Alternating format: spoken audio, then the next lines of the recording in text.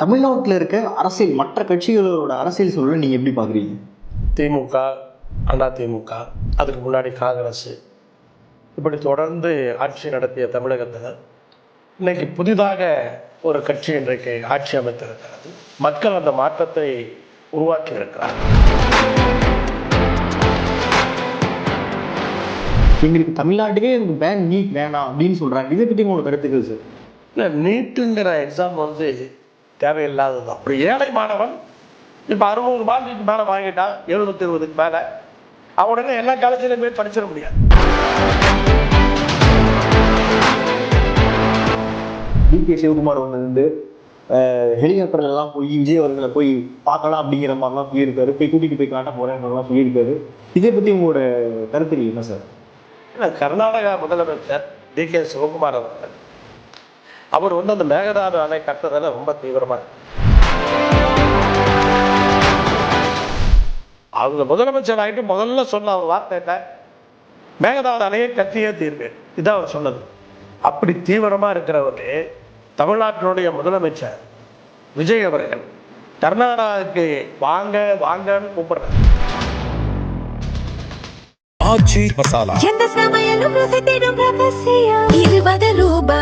அது இது அப்படி இப்படின்னு எப்படி பார்த்தாலும் இதுதான் ஹிட்டான ஆஃபர். போர்வைக்கால அட்டகாச ஆடியோ ஆஃபர் ஸ்டார்ட் ஆகிருச்சு. போர்வைக்கால பொருட்கள் வாங்கி 1 கோடி மதிப்புள்ள கிஃப்ட் வின் பண்ண வாய்ப்பை பெறுங்க. வணக்கம் சார். வணக்கம். எப்படி இருக்கீங்க? நல்லா இருக்கும் சார். நீண்ட நாட்களுக்கு பிறகு உங்களை மீண்டும் ஒரு நேர்காணலில் பார்க்குறேன் சார். ரொம்ப ரொம்ப சந்தோஷம். என்ன காரணம்னு பார்த்தீங்கன்னா, இப்போ இருக்கிற அரசியல் தாவேகோட அரசியல் சூழல் எப்படி இருக்குது, அதுக்கப்புறம் தமிழ்நாட்டில் இருக்க அரசியல் மற்ற கட்சிகளோட அரசியல் சூழலை நீங்கள் எப்படி பார்க்குறீங்க? 1967க்கு அப்புறம் பார்த்தீங்கன்னா தொடர்ந்து திமுக, அதிமுக, அதுக்கு முன்னாடி காங்கிரஸ், இப்படி தொடர்ந்து ஆட்சி நடத்திய தமிழகத்தில் இன்னைக்கு புதிதாக ஒரு கட்சி இன்றைக்கு ஆட்சி அமைத்திருக்கிறது. மக்கள் அந்த மாற்றத்தை உருவாக்கி இருக்கிறார்கள். அப்போ அந்த மாற்றத்தை மக்கள் மட்டுமல்ல, அரசியல் கட்சிகளாகிய நாங்களும் அதை எதிர்பார்க்கின்றோம். அந்த மாற்றம் நன்றாக இருந்தால் கண்டிப்பாக வரவேற்போம். தமிழ்நாட்டுக்கு நல்லது நடக்க வேண்டும் என்பதுதான் எங்களுடைய ஆசையாக இருக்கிறது, எங்களுடைய எதிர்பார்ப்பாக இருக்கிறது. அதுவெல்லாம் இந்த குறைந்த இந்த காலத்திலே நாம் எதிர்பார்த்து விட முடியுமா என்றும் சொல்லிவிட முடியாது. ஆனால் இன்றைக்கு 4-5 நாட்களுக்குள்ளாக தமிழ்நாட்டினுடைய நிதிநிலை அறிக்கை சமர்ப்பிக்கப்பட இருக்கிறது. அந்த நிதிநிலை அறிக்கை சமர்ப்பிக்கப்படும் போது இந்த அரசினுடைய போக்கு நோக்கம் எப்படி இருக்க போகிறது என்பதை நாம் கண்டிப்பாக தெரிந்து கொள்ள முடியும். இன்றைய தேதியிலே நம்மை பொறுத்தவரை அங்கே ஒன்றிய அரசை இந்த அரசு எந்த காரணத்தை கொண்டும் பகைத்து கொள்ள விரும்பவில்லை என்பதை நாம் பல விஷயங்களிலே அவங்களுடைய நிலைப்பாட்டை பார்த்து புரிந்து கொள்கிறோம். ஒரு சில கட்சிகள் அவர்கள் பிஜேபியை எதிர்ப்பார்கள் என்ற நம்பிக்கையோடு இன்றைக்கு இருந்து கொண்டிருக்கிறார்கள். அது நடக்குமா என்ற சந்தேகமும் இன்றைக்கு பல கட்சிகளுக்கு இன்றைக்கு வந்திருக்கிறது. இப்போது காவிரி விவகாரமாக இருந்தாலும், அல்லது நீட் எதிர்ப்பு விவகாரமாக இருந்தாலும், இப்போது நீட் பேப்பர் லீக் விஷயத்தில் மாணவர்களுடைய போராட்டமாக இருந்தாலும், தமிழக அரசு நடந்து கொண்ட விதம் என்பது யாராலும் அனுமானிக்க முடியவில்லை. இவர்கள் ஒன்றிய அரசோடு ஒத்துப்போகிறார்களா அல்லது ஒன்றிய அரசை எதிர்க்கப் போகிறார்களா என்பதை தெரியாமலே நாம் இருக்கின்றோம். ஆனால் எது எப்படி இருந்தாலும் தமிழ்நாட்டுக்கு நல்லது நடக்க வேண்டும் என்ற எதிர்பார்ப்போடு நாம் இருக்கின்றோம். அது பட்ஜெட்டில் தான் முழுமையாக தெரியும். கண்டிப்பாக சார். நீங்கள் நீட்டுன்னு சொன்னோன்னா ஒரு முக்கியமான கேள்வி.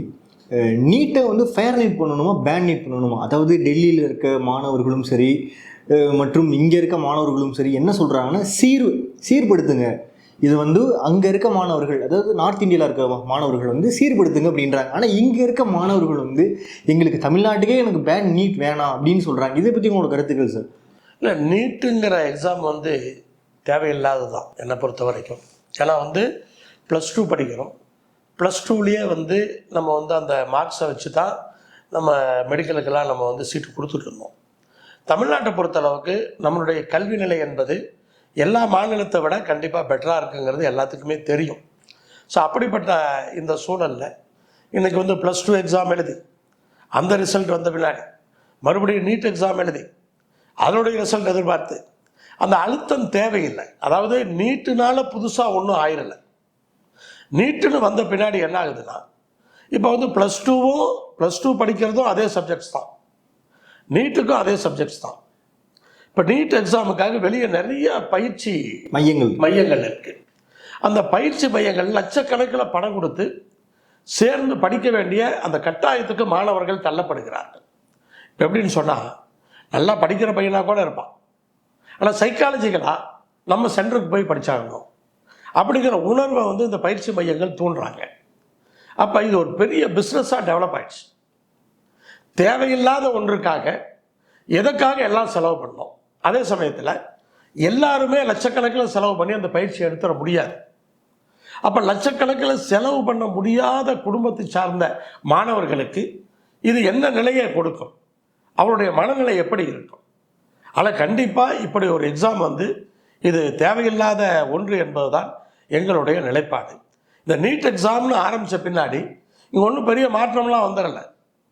அதே தான் +2 இருக்கிறப்பவும் தனியார் கல்லூரிகளில் அன்றைக்கும் அந்த ஃபீஸ் அதிகம்தான், இன்றைக்கும் அந்த ஃபீஸ் அதிகம்தான். யாரால் தனியார் கல்லூரியில் அதிக ஃபீஸ் கொடுத்து படிக்க முடியுமோ அவங்க தான் மெடிக்கல் படிக்க முடியும்.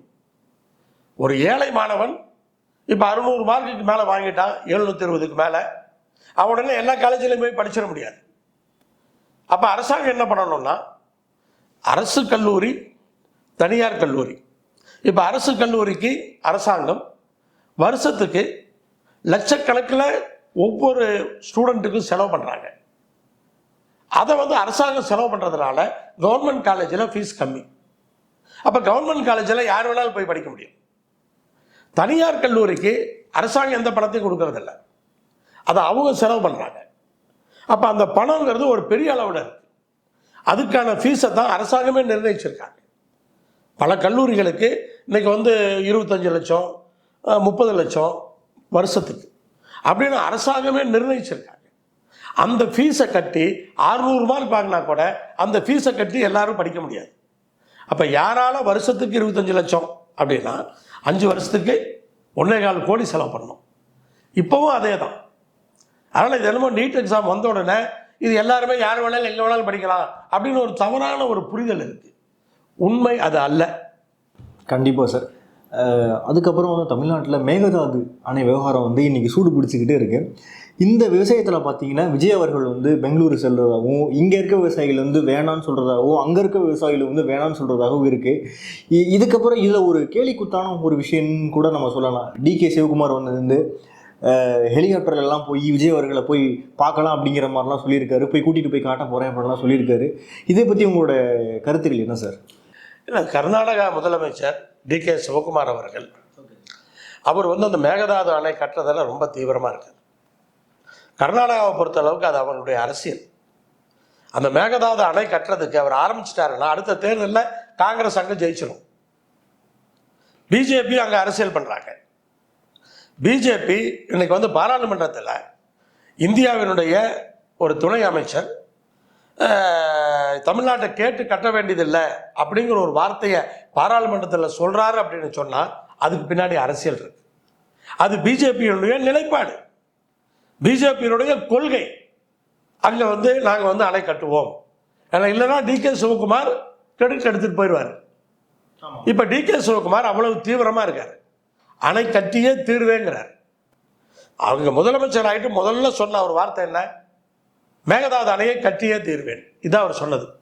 அப்படி தீவிரமாக இருக்கிறவர் தமிழ்நாட்டினுடைய முதலமைச்சர் விஜய் அவர்கள் கர்நாடகாவுக்கு வாங்க வாங்கன்னு கூப்பிடுறார். ஏன் கூப்பிடுறார்?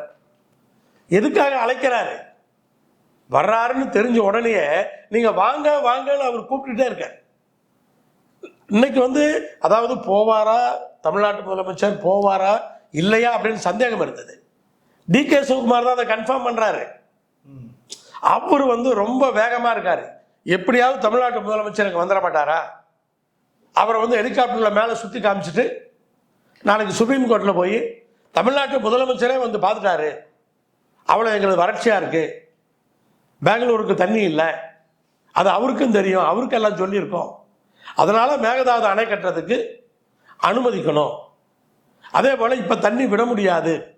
தமிழ்நாட்டு முதலமைச்சர் என்னுடைய அழைப்பை ஏற்று வந்து பார்த்து அவரை காமிச்சிருக்கேன் நான் அப்படிங்கிறது அவருக்கு வந்து ஒரு அட்வான்டேஜாக கையில் வந்து ஒரு பூஸ்டாக கொடுக்கும். அதுக்கு தான் அவர் அவ்வளோ முயற்சியை பண்ணுறாரு. ஆனால் வந்து அதனால தான் எல்லாரும் வேணாங்கிறாங்க. தமிழ்நாட்டை பொறுத்தளவுக்கு மேகதாது அணை விவகாரத்தில் ஒன்று சட்ட போராட்டம்.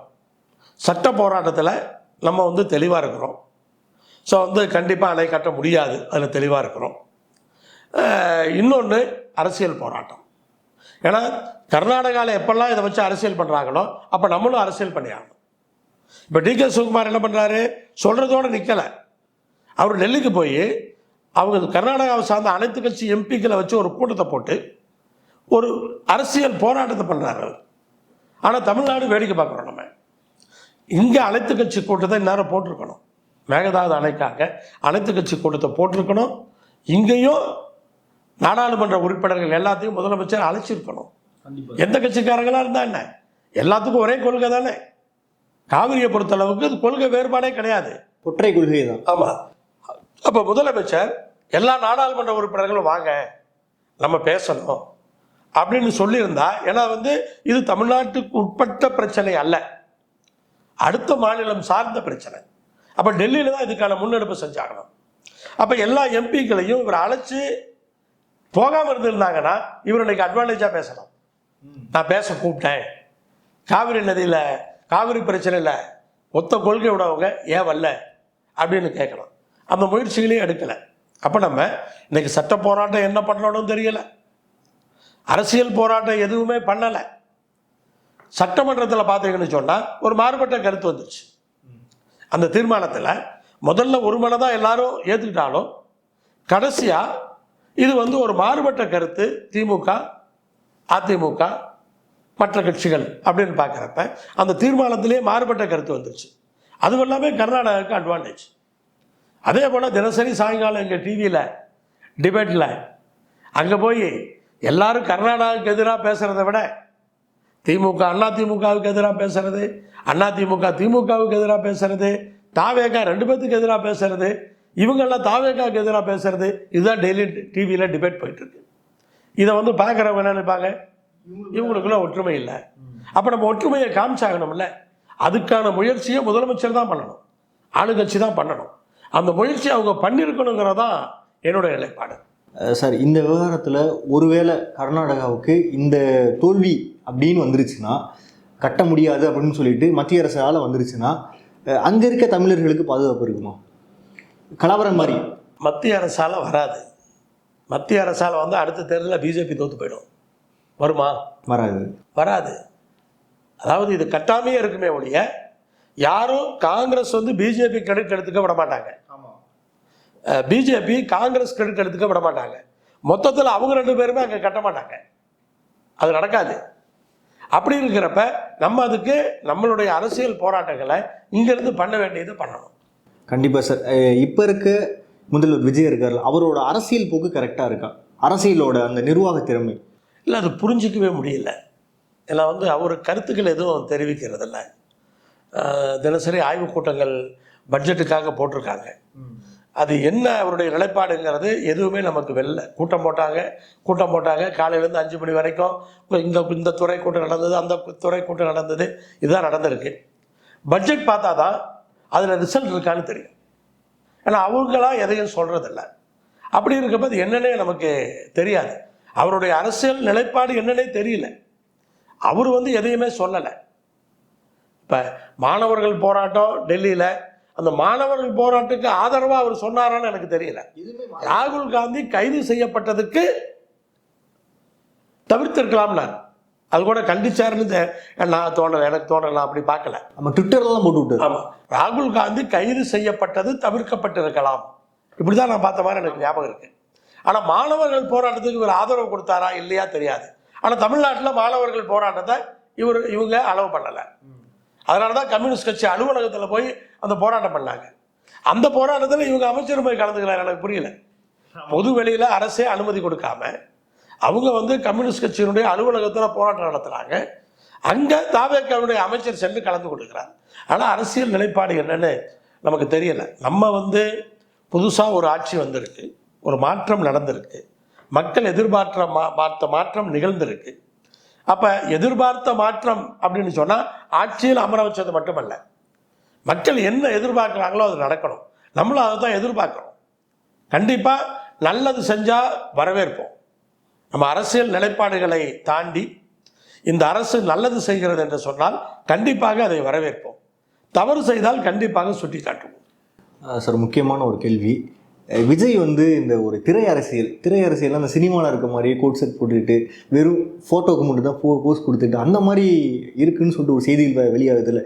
இவர் உண்மையான அரசியல்னால் என்ன, மக்களுக்கு இதுதான் தேவை, சட்ட ஒழுங்கு இப்படி தான் இருக்குமா இருக்காதா, மக்கள்கிட்ட வந்து கஸ்டோடியல் டெத் அதிகமாக இருக்குது, போக்சோ அதிகமாக இருக்குது, ஒரு மாதத்தில் 34 கேஸு வந்து போக்சோ மட்டுமே வந்திருக்கு, ஜாதி மற்றும் ஆணவ படுகொலைகள் வந்து அதிகமாக இருக்குது. இதான் இவர் காதுக்கு கொண்டு போக மாட்டாங்களா சார்? இல்லை, அதாவது நீங்கள் சொன்ன இந்த விஷயங்களை கண்டிப்பாக பேசணும்.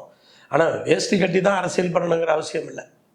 அதை வந்து விமர்சனம் செய்ய வேண்டிய அவசியம் இல்லை. இது வந்து இப்போ ராகுல் காந்தி ஆகட்டும், அவர் எதிர்கட்சி தலைவர் உதயநிதி ஸ்டாலின் ஆகட்டும், அவங்க டிஷர்ட் போட்டு வராங்க இல்லையா? அதுவே ஒரு மாற்றம் தானே. தமிழ்நாட்டில் வேஷ்டி சட்டை போட்டு அரசியல் பண்ண காலம். அப்போ அதை கூட விமர்சனம் பண்ணாங்க. அது முக்கியமல்ல. என்ன ட்ரெஸ் போட்டிருக்காங்க அப்படிங்கிறது முக்கியமல்ல, என்ன செய்கிறாங்க அப்படிங்கிறது தான் முக்கியம். ஆனால் வந்து இந்த ட்ரெஸ்ஸை வச்சு விமர்சனம் பண்ணுறதெல்லாம் எனக்கு வந்து அதில் உடன்பாடு கிடையாது. ஆனால் கண்டிப்பாக இந்த சட்டம் ஒழுங்கு பிரச்சனை, பெண்களுக்கான பாதுகாப்பு, இது மாதிரி விஷயங்களில் கண்டிப்பாக அரசு தீவிர கவனம் செலுத்தி ஆக வேண்டும். இன்னொன்று, நிர்வாகம் இன்னும் வந்து முழுமையாக அந்த எதிர்பார்த்த அளவுக்கு நடக்குதா அப்படிங்கிற அந்த சந்தேகம் இருக்கிறது. ஏன்னா அதிகாரிகள் மட்டத்திலேயே ஒரு இடத்துக்கு அவங்கள வந்து டிரான்ஸ்ஃபர் பண்ணாங்களாம், அந்த இடத்துல நிரந்தரமாக இருப்போமாங்கிறது அதிகாரிகளுக்கே நம்பிக்கை இல்லை. ஏன்னா அது வந்து யார் என்ன சொல்லி எப்படி மாற்றுறாங்க அப்படின்னு தெரியல. போட்டவங்கள மாற்றுறாங்க, திருப்பி போடுறாங்க. ஆனால் வந்து இந்த அதிகாரிகளுக்கே அந்த நம்பிக்கை இல்லை. அதுதான் நிர்வாகம் வந்து இன்னும் வந்து அந்த ட்ராக்கில் விழுந்து போகாததுக்கான காரணம் இதுவாக தான் இருக்கணும். சார், இப்போ நீங்கள் சொன்னோன்னே ஒரு முக்கியமான கேள்வி. நீங்கள் அதிகாரிகள் மாற்றம் அப்படின்னு சொன்னோன்னையும் இந்த ஒரு 3 மாதத்தில் செய்திகள்லையும் சரி, செய்தித்தாள்கள்லையும் சரி, ஊடகத்துலேயும் சரி, டெய்லியும் ஒரு 6 பேர் வந்து ஐபிஎஸ்ஓ ஐஏஎஸோ மாற்றம் அப்படின்னு செய்திகள் வந்து வருது. இது நீங்கள் எப்படி சார் பார்க்குறீங்க? ஏன் இந்த மாற்றம்? அதிகப்படியான மாற்றங்கள் இல்லையா? ஒன்று இவருக்கு பிடிச்சவங்கள இவங்க வந்து எடுத்து போட்டுக்கிறாங்களா? இல்லை, இது வந்து என்னென்னா, அவர் தனிப்பட்ட முறையில் முதலமைச்சர் எடுக்கிற டெசிஷன் மாதிரி எனக்கு தெரியலை. அவர் கூட இருக்கவங்க, அவருக்கு அட்வைஸ் பண்ணுறவங்க ஒன்று சொல்கிறாங்க, மறுபடியும் அடுத்த நாளோ ஒரு வாரம் கழிச்சோ ஒருத்தர் மாற்று கருத்து சொல்லும்போது திருப்பி மாறி நடக்குது. அதே போல் கூட்டணி கட்சிகளும் அவங்களுடைய அந்த எதிர்பார்ப்பை சொல்லும் போதும் அது மாறி நடக்கிறதா நான் கேள்விப்படுறேன். அதில் வந்து விசிகாவினுடைய தலைவர் தொல் திருமாவளவர்களுடைய அந்த இன்வால்மெண்ட்டும் நிறையா இருக்குது. அவங்க சொல்கிறபடி தான் ஆட்சி நடக்குதுன்னு கூட ஒரு சிலர் சொல்கிறாங்க. ஸோ இதனால் இது மாதிரி விஷயங்கள் எல்லாம் உங்களுக்கு வந்து அந்த மாறுபட்ட கருத்துக்கள், மாறுபட்ட அறிவுரைகள் அங்கே போகிறதுனால இது வந்து இந்த மாற்றங்கள் வந்து நடந்துகிட்ருக்கு. இந்த மாற்றங்கள் செட்டிலானால் மட்டும்தான் நிர்வாகம் சரியாக நடக்கும். அப்போது தான் எல்லா துறைகளிலும் சீர்படும். சார், கடைசியாக ஒரு கேள்வி. சார், உங்களோட கட்சி சார்பாக நீங்கள் முதல்வர் விஜய் கிட்ட என்னென்ன முக்கியமான கோரிக்கைகள் வைக்கிறீங்க? அதுலேயும் கல்வி மற்றும் சட்டம் ஒழுங்கு, நிர்வாகத்தில் இந்த மாதிரி, அதுவும் குறிப்பாக தொழில் வளர்ச்சியில் கோயம்புத்தூர், திருப்பூர், ஈரோடு இதெல்லாம் இண்டஸ்ட்ரியல் ஏரியாஸ், இங்கே இருக்கிற மக்களுக்கும் என்னென்ன கோரிக்கைகள் தமிழக முதலமைச்சருக்கு வைக்கிறீங்க? அதாவதுங்க, இப்போ மற்ற விஷயங்கள்லாம் தொடர்ந்து நடந்து தான் இருக்குது. கல்வியெல்லாம் மற்ற மாநிலத்தை விட நம்ம வந்து முன்னேறி இருக்கோம். சுகாதாரத்திலையும் மருத்துவமனைகள் இதெல்லாம் பார்த்தீங்கன்னு சொன்னால் மற்ற மாநிலங்கள்லேருந்து நம்ம முன்னேறி இருக்கிறோம். இன்றைக்கி வந்து இந்த நிதிநிலை அறிக்கையில் நான் பெருசாக எதிர்பார்க்கிறது இளைஞர்களுக்கான வேலை வாய்ப்பு. ஏன்னா இளைஞர்கள் அதிகமாக வாக்களித்து தான் இந்த அரசாங்கம் வந்திருக்குன்னு எல்லாரும் நம்புகிறோம். அப்போ அந்த இளைஞர்களுக்கு முதல்ல அந்த வேலை வாய்ப்புக்கான நிறைய சொல்லியிருக்காங்க. தேர்தல் அறிக்கையில் இளைஞர்களுக்காக நிறைய அறிவிச்சிருக்காங்க. புதுசாக தொழில் தொடங்கலாம், வட்டி இல்லாத இவ்வளவு கடன், கேரண்டி இல்லாமல் இவ்வளவு கடன், அப்புறம் வந்து வேலை இல்லாத இளைஞர்களுக்கு மாதம் 4000 ரூபாய் உதவித்தொகை, இப்படி பல விஷயங்கள் எனக்கு தெரிஞ்சு இளைஞர்களுக்கு வேலை வாய்ப்பை உண்டாக்குவதற்கு மட்டும் அந்த தேர்தல் அறிக்கையிலே ஒரு 10 அறிவிப்புகளாவது இருக்கும். அந்த 10 அறிவிப்புகளும் முக்கியமான அறிவிப்புகள். உடனடியாக அவை நிறைவேற்றப்பட வேண்டும். இந்த நிதிநிலை அறிக்கையில் நிதிநிலை அறிக்கை சமர்ப்பிக்கப்பட்டு அன்றைய நாளிலே எல்லோரும் வரவேற்று பேசுகிறவர்கள் எதை பேச வேண்டும் என்று சொன்னால், இது இளைஞர்களுடைய வேலை வாய்ப்பை உறுதி செய்கிற நிதிநிலை அறிக்கை என்று சொல்லுகிற அளவிற்கு புதிதாக ஒன்றும் பண்ண வேண்டாம். அவங்க தேர்தல் வாக்குறுதியில் என்ன கொடுத்துருக்காங்களோ அதையெல்லாம் அவங்க நிறைவேற்றுறாங்கன்னு சொன்னால் கண்டிப்பாக இளைஞர்களுக்கு வேலை வாய்ப்பு கிடைக்கும். அதை அவங்க செய்யணும்னு தான் இப்போ நான் எதிர்பார்க்கிறேன். ஏன்னா நிறைய சொல்லி எல்லாம் அவங்க செய்ய முடியுமான்னு எனக்கு தெரியலை. ஆனால் கண்டிப்பாக இளைஞர்களுக்கான வேலை வாய்ப்பு என்பது இன்றைக்கு கண்டிப்பாக தேவையான ஒன்றாக இருக்கிறது. அரசு முதன்மையாக அதில் கவனம் செலுத்தணும். மிக்க நன்றி சார். நன்றி நன்றி. ஆச்சி மசாலா, எந்த சமையலும் ருசி தேடும் ரகசியம் 20 ரூபாய். அது இது அப்படி இப்படின்னு எப்படி பார்த்தாலும் இதுதான் ஹிட்டான ஆஃபர். போர்வைக்கால அட்டகாச ஆடியோ ஆஃபர் ஸ்டார்ட் ஆகிருச்சு. போர்வைக்கால பொருட்கள் வாங்கி 1 கோடி மதிப்புள்ள கிஃப்ட்ஸ் வின் பண்ண வாய்ப்பை பெறுங்க.